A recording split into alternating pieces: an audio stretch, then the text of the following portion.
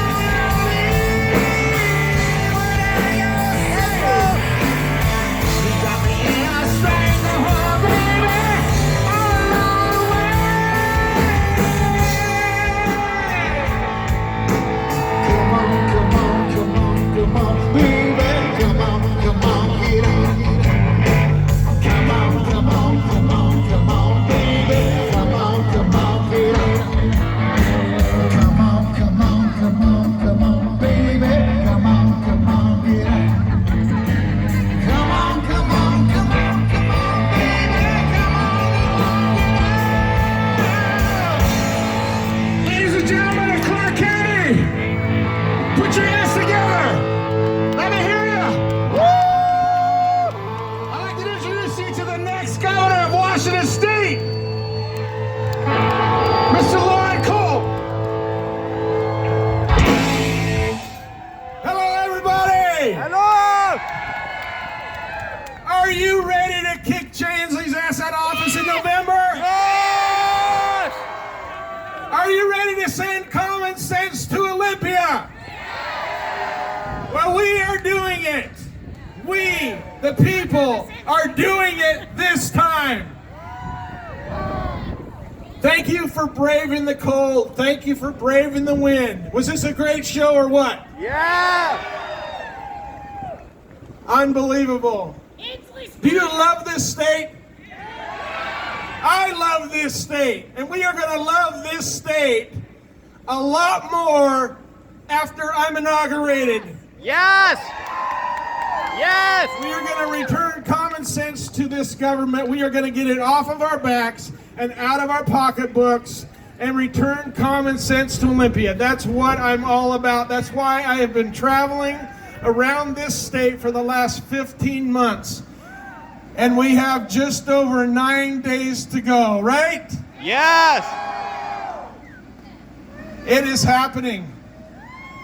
How many of you have been to a Culp campaign rally before? Right here. Woo! How many of you, this is the first time? Excellent, excellent. Thank you all for being here. I grew up in Washington State. I've lived here my entire life except for 4 years in the military. I've been married to my wife, Barb, for 43 years this year. And I have to tell you, she will make an excellent First Lady of Washington State. Woo! We've got 2 grown sons and 7 grandkids that live over by Olympia. And at the age of 19, I served in the United States Army. I've been in the world-famous 101st Airborne Division. I served under one of the greatest presidents of my lifetime, President Ronald Reagan. Yes. Yes. I went through drill sergeant school at Fort Leonard, Missouri, where I then helped to turn civilians into soldiers. I was the honor graduate of my advanced individual training class, as well as the non-commissioned officers academy with the 101st Airborne Division. I served overseas in Korea for a year. And after 4 years in the military environment, I decided to move our young family back to the state that we love, back to Washington State, where we grew up.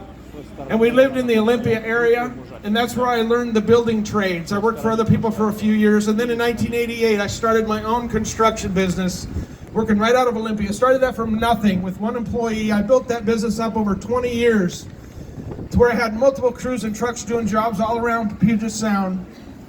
And then in 2010, a job opening came open for a police officer in the city of Republic, where I went to high school, where I met Barb, where she had lived her entire life. And at the age of 49, I decided to realize my childhood dream of becoming a police officer. And I told Barb, I said, I'm 49. If I don't realize my childhood dream, I'm going to be too old pretty soon. And she said, well, you're kind of too old already, but go for it. So I did. I've been a patrol officer, canine handler. I've been a narcotics detective for about 3 years. And for the last 4 years, I've been the chief of police in Republic. Has anybody been to Republic before? Yes. All right, well, you need to go. It's a beautiful mountain town up in the northeastern corner of the state. And it's absolutely beautiful. Yes, it is.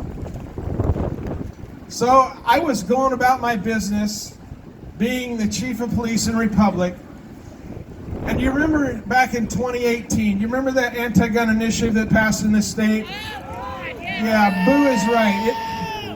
Thanks to our Attorney General for writing the title to that and confusing some people, because I've talked to a lot of people who voted for that because they read the title. It was all about gun and school safety, right? It was full of 30 pages of garbage. So thanks to the Attorney General for disguising that garbage with a title.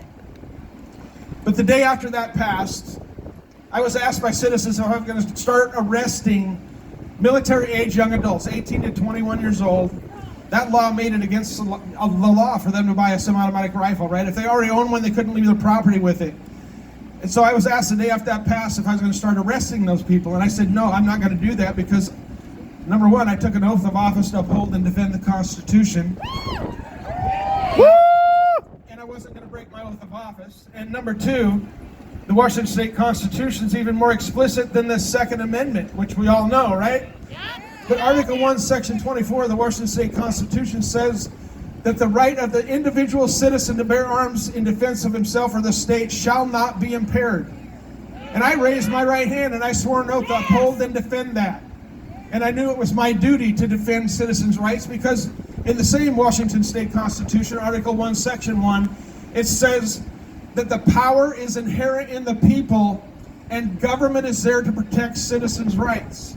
So I knew that it was my duty to protect citizens' rights. I was not about to violate that oath. That stance, unbeknownst to me, got me on the national news, right? I didn't know that was going to happen. This is the series of events that have led me down this road to running for governor. Got me on the national news. I was on Fox and Friends. I was on Tucker Carlson's show. Yeah, we love Tucker Carlson, right? So I did hundreds of radio and newspaper interviews all across the country, and that led me to writing a book called American Cop. In December of 2018, I wrote that book, and it went on Amazon and became a #1 bestseller, which led me to being invited around the state to speak to Republican Party Lincoln Day dinners and sportsman shows all across this state every weekend in the spring of 2019 and into the summer. I was traveling somewhere around this state speaking to citizens groups about our rights and responsibilities and the responsibility and duty of public servants to stand up for citizens' rights. And that led to people asking me to run for governor. You know, I didn't grow up wishing one day that I'd be a politician, right? My childhood dream, I was living, being a police officer.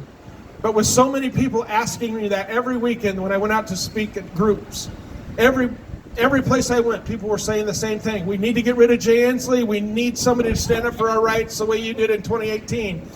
And so in July, I talked to Barb, kind of like I did when I told her I was going to be a police officer. And I said, you know, if I don't stand up with both feet and jump in here and try to help turn this state around, I would regret it for the rest of my life. And I don't like to live with regret. So that is what led me down this path.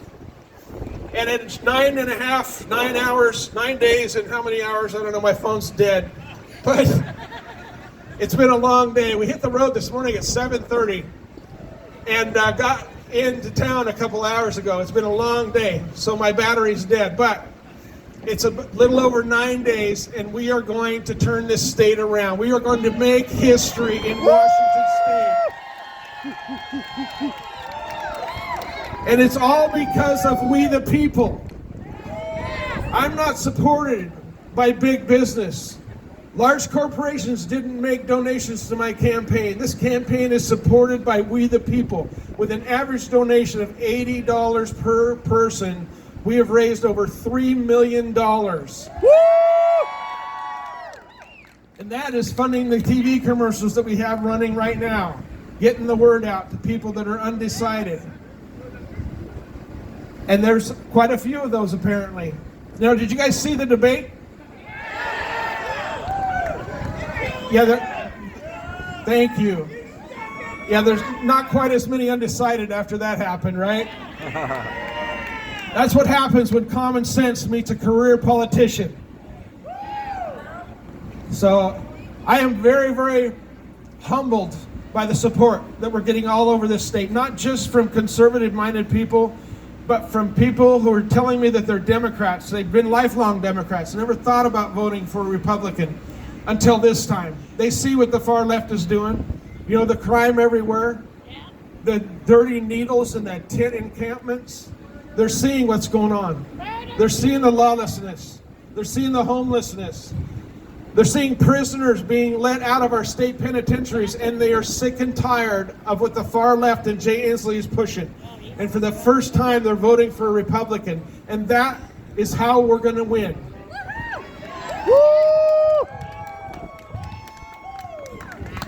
And then you look at the way that this virus was handled by our governor.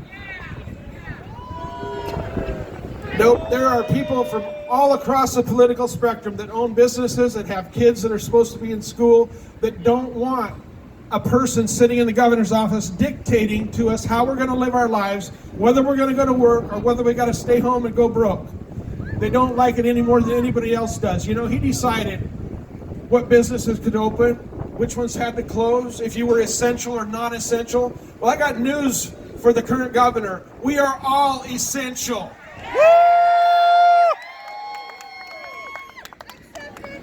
This is not the first virus that we've had, right? We've had bird flu, swine flu, they come and they go.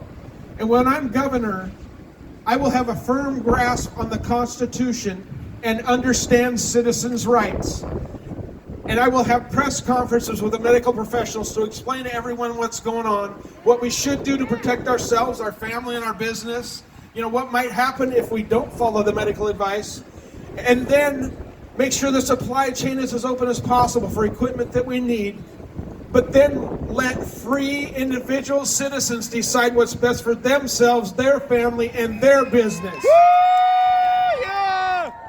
That's how you govern a free state, right? The governor's job is to run the executive branch of the state government, not every aspect of our lives and our children and our businesses.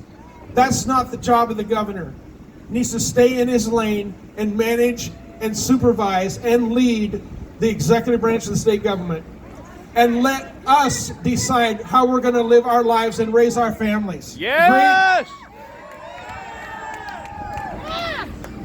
We need to be taught about the Washington State Constitution in school, because a lot of people, because we're not taught it, they don't know. They don't know rights that are taken away. Article 1, Section 7 of the Washington State Constitution, something that our governor raised his right hand and swore an oath to uphold and defend, right? It says that no citizen shall be disturbed in their private affairs. Wow. We have definitely been disturbed in our private affairs, right? Yes! It's not going to happen after this election, I guarantee it. I will have a firm grasp on the rule of law and that Constitution. Thank you!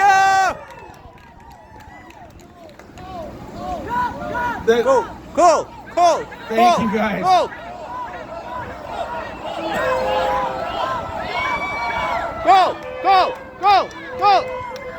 Thank you. I'm working for one special interest group when I get to Olympia, and that's the special interest group of we the people. That's who I am, that's where I come from. Served in the military, worked, built a business for over 20 years. By the way, I sold that business to my youngest son, who still runs that business to this day when I became a police officer. Unbelievable what's going on. You know, our forefathers fought and died against the world superpower to bring freedom and liberty to America, right? And here we are in 2020 with a governor dictating to us whether we're going to work or whether we're not, what we're going to wear, right? He basically put his finger in everyone's face and said, you and you and you and you are going to put a mask on and keep it on until there's a vaccine. I don't want one person having that kind of power over our lives. That is not freedom and liberty. That's more like you would expect in North Korea, right? With a dictator. Yep. You can't tell me that a barbershop or a mom and pop cafe or a salon or barbershop, any business can't operate safely. But Jay Inslee says that a big box store with 150, 200 people in it is okay, but you had to shut down if you had one customer. Makes absolutely no sense. The virus doesn't know which buildings it can go into, which it can't, right? It's about control. We know how to operate safely. We know how to make ourselves safe. The governor is not our medical professional.